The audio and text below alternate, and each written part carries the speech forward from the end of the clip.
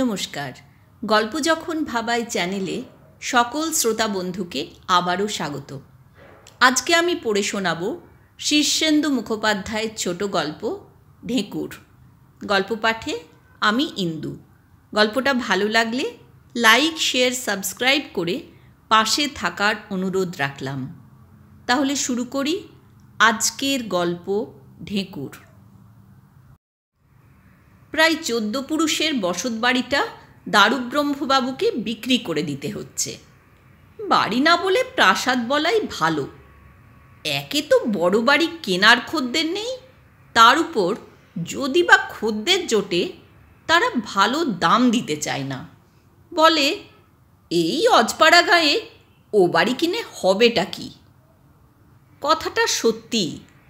তবে বহুকাল আগে এ গ্রাম ছিল পুরো দস্তুর একখানা শহর। এই বাড়িতে দারুব্রহ্মের যে ঊর্ধ্বতন 14 পুরুষ বাস করতেন, তিনিই ছিলেন এ অঞ্চলের রাজা।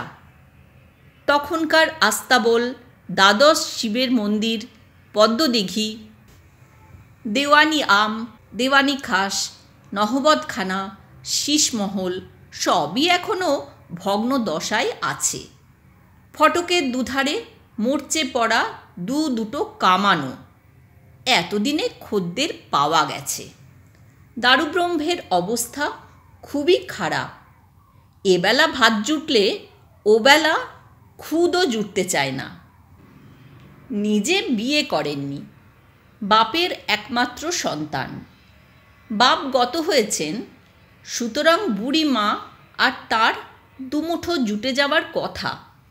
কিন্তু বংশের নিয়ম মানতে হয় বলে এক পাল অপগণ্ড নিষ্কর্ম আত্মীয় স্বজনকে ঠাঁই দিতে হয়েছে। তারা দিনরাত চেঁচামেচি করে মাথা ধরিয়ে দেয়। মাত্র 25 বছর বয়সেই দারুব্রহ্মের চুল পাকতে লেগেছে। আশা ভরসা গেছে। বুড়ি মা বিয়ের জন্য মেয়ে দেখে রেখেছেন, কিন্তু মেয়ের বাপ এই হাড় হাভাতের হাতে মেয়ে দিতে রাজি নন। অপমানটা খুব লেগেছে দারুব্রহ্মের। বাড়ি কেনার খদ্দের জুটে যাওয়ায় খানিকটা নিশ্চিন্ত। 1050 টাকা পেলে মায়ে পোয়ে কাশিবাসি হবে, ঠিক করেই রেখেছে। শেষবার 14 পুরুষের বসত বাড়িটা ঘুরে ঘুরে দেখছিল দারুব্রহ্ম। ঊর্ধ্বতন 6ষ্ঠ পুরুষ সত্যব্রহ্ম ছিলেন দারুণ মেজাজি। একটা মশা সেবার তাঁর নাকে ফুল ফোটানোই রেগে গিয়ে তিনি মশা মারতে কামান দাগার হুকুম দেন। কিন্তু তোকদার এসে খবর দিল কামানের মশলা নেই। সত্যব্রহ্ম তখন বলেন, কুছ পরোয়া নেই, বন্দুক আনো। শোনা যায় কমসে কম 100 গুলি চালানোর পর মশাটা বাস্তবিক মরেছিল। এখনও দরবার ঘরের দেওয়ালে সেই সব গুলির জখম রয়েছে।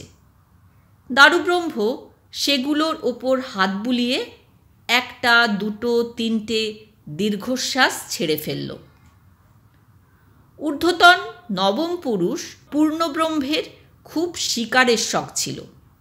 তাই বলে জঙ্গলে টঙ্গলে গিয়ে ঘোড়ার পিঠে বা মাচানে বসে শিকার করতেন না।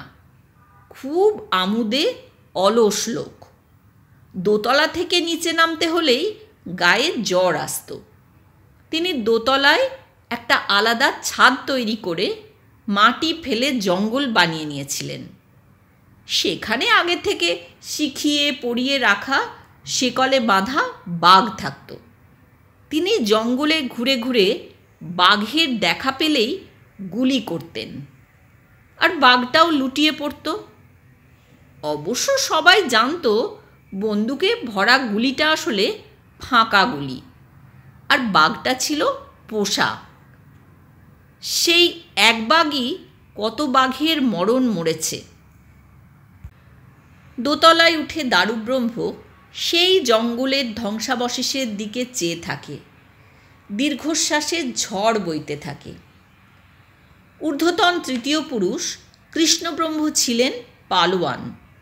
2 হাতে 2 মণ ওজনের দুটো মুগুর ঘুরিয়ে রোজ দুবেলা ব্যায়াম করতেন। সেই মুগুর দুটো দোতলার সিঁড়ির মুখেই রাখা। দারুব্রহ্ম মায়া ভরে সে দুটোকে দুহাত দিয়ে জড়িয়ে ধরে চোখ বুজে রাখল কিছুক্ষণ। 3 তলার সব ঘর বহুকাল হলো তালাবন্ধ। ছাদ ফেটেছে, জানালার শিক নেই, বাদুর চামচিকের বাসা।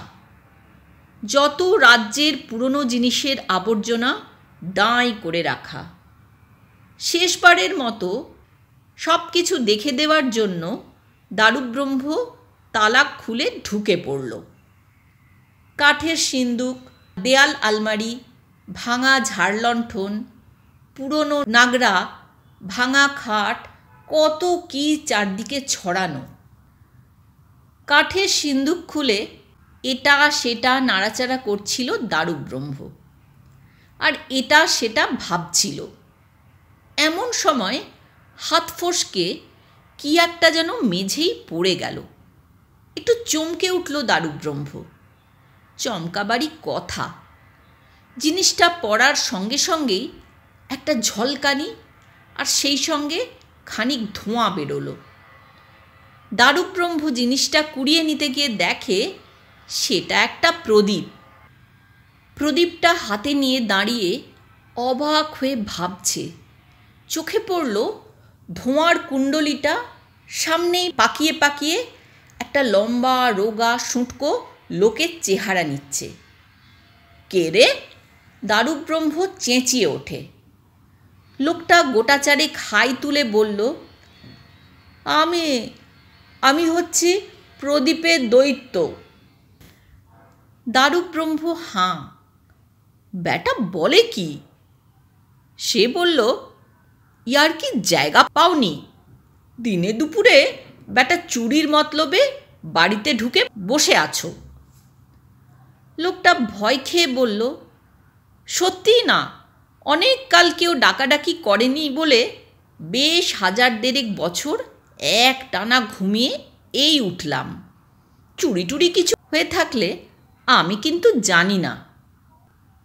দারুব্রহ্ম সাহসী বংশের লোক, সহজে ভয় খায় না।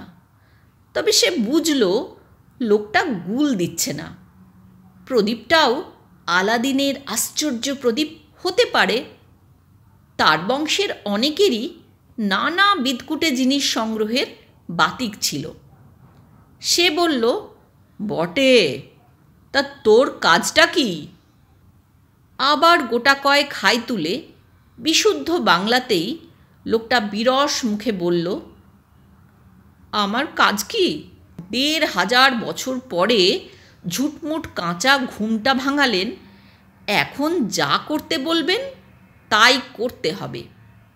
কিন্তু আগে থেকেই বলে রাখছি, প্রথমেই শক্ত কাজ দেবেন না। আমার এখনো ঘুমের রেশ কাটেনি, গা ম্যাজ ম্যাজ করছে। দারুব্রহ্ম বুঝল এ ব্যাটা আলাদিনের সেই দৈত্যই বটে, তবে ফাঁকি মারার তাল করছে। সে বলল, বাপু হে, এত রোয়াব দেখালে কি চলে? বরাবর অনেক বড় বড় কাজ করে এসেছো, খবর রাখি। এখন পিছলে চলবে কেন? লোকটা বেজার হয়ে বলে, সে করেছি, কিন্তু বহুকাল অভ্যাস নেই কি না। তাছাড়া ঘুমোলে হবে কি? খাওয়া তো আর জোটেনি। 1500 বছর টানা উপোস। শরীরটা দেখুন না কেমন শুকিয়ে গেছে। আগে বরং কিছু খাবার দাবার দিন। তারপর যা বলবেন একটু আধটু করে দেব। দারুব্রহ্ম লোক খারাপ নয়। দৈত্যটা শিরেঙ্গে চেহারা দেখে তার কষ্টও হলো। বলল, চলো দেখি মুড়ি টুড়ি কিছু পাওয়া যায় কি না। বলে লোকটাকে সঙ্গে নিয়ে নিচে নামল দারুব্রহ্ম। বাড়ির কেউ লোকটাকে দেখে তেমন গা করল না। গা করার মতো কিছু নেই। দারুব্রহ্ম তাকে নিজের ঘরে নিয়ে ধামা ভরে মুড়ি আর বাতাসা খাওয়ালো। সবশেষে 1.5 ঘটি জল খেয়ে লোকটা বলল, এই যা খাওয়ালেন এতে তো একটা ঢেঁকুরও উঠবে না। যাকগে, ওবেলা কি রান্না হবে? দারুব্রহ্ম একটা শ্বাস ফেলে বলল, একদিন এ বাড়ির অতিথিরা মাংস পোলাও খেয়ে একটা করে মোহর দক্ষিণা নিয়ে যেত। সেদিন তো আর নেই। ওবেলা যদি হাঁড়ি চড়ে তবে দুটো ডাল ভাত জুটতে পারে। লোকটা মন খারাপ করে বলল, ডাল ভাত, ছি। দারুব্রহ্ম হেসে ফেলে বলল, তুমি দেখি উল্টো কথা বলতে লেগেছ। প্রদীপের দৈত্যই কোথায় খাবার দাবার জোগাড় করে আনবে, তা না তুমি উল্টে চাইতে লাগলে। লোকটা জবাব দিল না, ধোঁয়া হয়ে প্রদীপের মধ্যে মিলিয়ে গেল। রাত্রে সকলের খাওয়া হয়ে গেলে দারুব্রহ্ম প্রদীপটা ঠুকে আবার দৈত্যটাকে জাগায়। দৈত্যটা 4 জনের খোরাক একা খেয়ে গম্ভীর হয়ে বলে, আমার খোরাকটা একটু বেশি, তা ভরপেট না হলেও ক্ষতি নেই, কিন্তু একটা ঢেঁকুর তো উঠবে। এতে তো একটা ঢেঁকুরও উঠল না। একটা হাই তুলে যাই ঘুমোয় গিয়ে বলে দৈত্যটা আবার প্রদীপের মধ্যে সেঁধিয়ে গেল। পরদিন দেখা গেল দৈত্যকে একবেলা খাওয়াতে গিয়েই চালের ডোল ফাঁকা হয়ে গেছে। দারুব্রহ্ম ভাবল, আহা বেচারা, কত কাল খায়নি। একদিন তো ব্যাটার কাছ থেকে সুদে আসলে সবই উসুল করব, কদিন বরং পেট ভরে খাক। দারুব্রহ্ম পুরনো সব দলিল দস্তাবেজ বের করে খুঁজতে খুঁজতে সন্ধান পেল চৌমারির চরে তাদের কিছু জমি বহুকাল ধরে আছে, কিন্তু খাজনা বা ফসল আদায় হয়নি। তবে তেলকলের অংশীদারিরও সন্ধান পেল। খুঁজে পেতে দেখল পুরো একটা তহসিলের খবরও সে এতকাল রাখত না। ছেঁড়া ছাতা মাথায় দিয়ে বেরিয়ে পড়ল দারুব্রহ্ম। দাগ নম্বর ধরে ধরে খুঁজে পেতে জমির সন্ধান পেল। প্রজারা তাকে দেখে প্রথমে একটু বেগরবাই করলেও স্বীকার করল যে বহুকাল তারা খাজনা বা ফসল দেয়নি। বাবা বাছা বলে ভুলিয়ে ভালিয়ে তাদের কাছ থেকে দারুব্রহ্ম কিছু আদায় করার চেষ্টা করছিল। এমন সময় মোড়ল চোখ মুছতে মুছতে এসে বলল, জমির মালিককে বঞ্চিত করেছি বলেই আমাদের ঘরে লক্ষ্মী নেই। আপনি যান, আমরা নিজে থেকেই মুছে দেব যা দেওয়ার। দারুব্রহ্ম তেলকলে গিয়ে দেখল সেটা বেশ রমরম করে চলেছে। দারুব্রহ্ম কাগজপত্র বের করে তার দাবি দাওয়া জানাতেই তেলকলের মালিক মূর্ছা গেল। আর মূর্ছা ভেঙে উঠেই বলল, দলিলে দেখছি আপনি 10 আনার মালিক, তবে আমার থাকবে কি? যাকগে, এসব তো জানা ছিল না, কবেকার কথা সব। এখন একটা বন্দোবস্ত করা যাবে, আপনি যান। তহসিলদারটাও দারুব্রহ্মকে হতাশ করল না। প্রজারা বলল, আমরা কি জানি ছাই যে এ জমিরও মালিক আছে, তবে আমরা নিমকহারাম নই, বঞ্চিত করব না।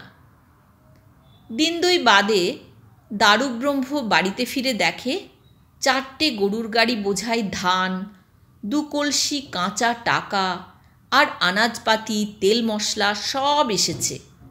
সেদিন দারুব্রহ্ম বাড়তি 10 জনের রান্না রাঁধিয়ে প্রদীপ ঠুকে দৈত্যকে বের করে বলল, খাও বাপু, পেট ভরে খাও। এ বাড়িতে অতিথির ঢেঁকুর ওঠে না, এ কথা শুনলে আমার পূর্বপুরুষেরা স্বর্গ থেকে অভিশাপ দেবে। কিন্তু উঠল কই? 10 জনের ভাত সাবার করে দৈত্য করুণ মুখে বলল, বটে।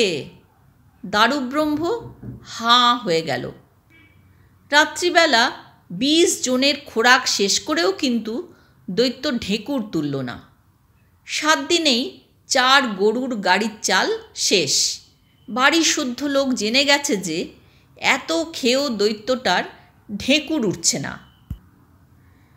তারা রোজ দুবেলা এসে খাওয়ার সময় দৈত্যকে ঘিরে দাঁড়িয়ে অপেক্ষা করে কবে কখন ঢেকুর ওঠে, কিন্তু উঠল না। ঢেকুর না উঠলেও পাহাড় প্রমাণ খাওয়ার ফলে কদিনের মধ্যে শৃঙ্গের দৈত্যটার চেহারা পুরোপুরি ঘটোৎকচের মতো হয়ে উঠল।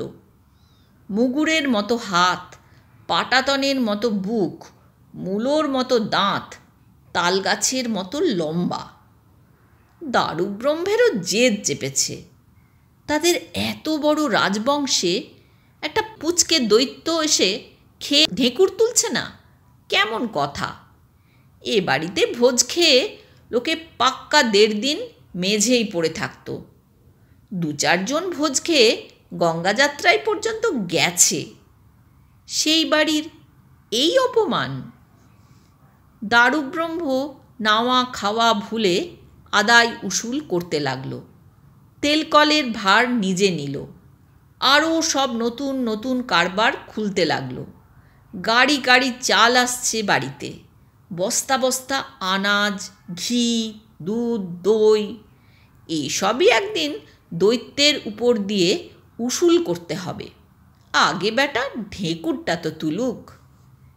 এর মধ্যেই একদিন বাড়িতে খদ্দের এসে হানা দিয়েছিল। তখন দুপুরবেলা। দারুব্রহ্ম প্রদীপ ঠুকে দৈত্যকে মাত্র খেতে ডেকেছে। দৃশ্যটা দেখে খদ্দের চেয়ার শুদ্ধ উল্টে পড়ে অজ্ঞান হয়ে গেল। তারপর থেকে আর আসেনি। কিন্তু বাড়ি বিক্রি এখন মাথায় উঠেছে দারুব্রহ্মের। বিক্রির মানেও হয় না। আলাদ্দিনের আশ্চর্য প্রদীপটা যখন হাতে পেয়েছে তখন আর অভাবও থাকবে না। খামোখা পূর্বপুরুষের ভিটে বিক্রি করবে কেন? সে তাই মিস্ত্রি ডেকে বাড়িটা মেরামত করতে লাগলো। সব খরচই উসুল হবে। আরও কিছু জমি নিল দারুব্রহ্ম। চাষবাস বাড়িয়ে ফেলল। কারবারগুলোও বেশ ফেঁপে ফুলে চলছে। গোশালায় গরু, আস্তাবলে ঘোড়া, বাড়ির সামনে জুড়ি গাড়ি। শুকনো বাগানে আবার গাছ লাগানো হলো, তাতে ফুল ফুটল। বাড়িটা কলি ফেরানোর পর আবার ঝলমল করতে লাগল। এর মধ্যেই দারুব্রহ্মের জন্য যে মেয়েটি দেখা হয়েছিল তার বাবা এসে হাত জোড় করে বলল, আমার মেয়েটি নিলে ধন্য হই। তা তিনি হলেনও। নহবতখানায় সানাই বাজল। দারুব্রহ্ম বিয়ে করে এসে বিরাট ভোজ দিয়ে 7 গাঁয়ের লোককে খাওয়ালো।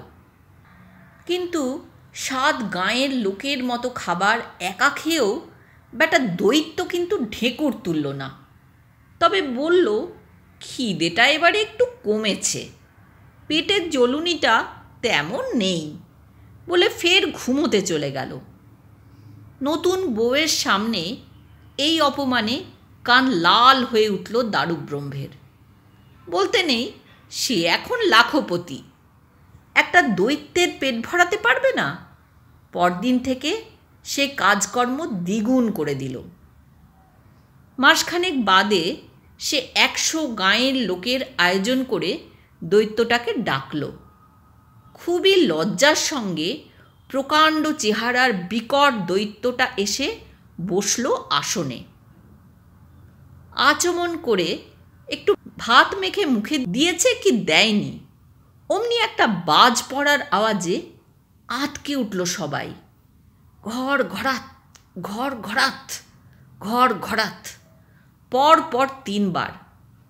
অমনি চারদিকে হই হুল্লোড় ঠেলাঠেলি পড়ে গেল। বাচ্চারা হাততালি দিয়ে নাচতে লাগলো। তুলেছে তুলেছে, দৈত্য ঢেকুর তুলেছে। মাথা নিচু করে দৈত্যটা উঠে পড়ল। আঁচিয়ে যখন প্রদীপের মধ্যে ঢুকতে যাবে তখনই গিয়ে দারুব্রহ্ম তাকে ধরল। এই যে বাপু, এই দিনটারই অপেক্ষা করছিলাম। ঢেকুর তো তুললে, তা কাজকর্ম কিছু করতে হয়। দৈত্যটা অবাক হয়েছে, বলল, আপনি হুকুম করলে সবই করতে হবে মালিক, কিন্তু কাজটা আর বাকি রেখেছেন কি? লোকে আমাকে পেলেই গাড়ি চাই, বাড়ি চাই, ধন দৌলত চাই, আমি দিও, কিন্তু আপনার যা দেখছি এর উপরেও আমাকে কিছু করতে হবে নাকি? দারুব্রহ্ম কথাটা আগে ভেবে দেখেনি, এখন দেখল বাস্তবিকই তার যা আছে তার উপর আরও কিছু চাওয়ার মানেও হয় না। সে মাথা চুলকে বলল, তা বটে, তবে কি না? দৈত্যটা করুণ মুখ করে বলল, যে বাড়িতে খেয়ে আমার ঢেকুর ওঠে, বুঝতে হবে সে বাড়ির ত্রিসীমানায় কোনো অভাব নেই। ঝুটমুট আমাকে আর খাটাবেন কেন? ১,৫০০ বছরের ঘুমটা আর কয়েক হাজার বছর চালাতে দিন, শরীরটা বড় ম্যাজ ম্যাজ করছে। দারুব্রহ্ম একটা শ্বাস ফেলে বলল, তাই হোক। দৈত্যটা প্রদীপের মধ্যে মিলিয়ে গেল। দারুব্রহ্ম সেটাকে আবার সাবধানে কাঠের সিন্দুকে ভরে রাখল। এতক্ষণ শুনছিলেন আজকের গল্প ঢেকুর।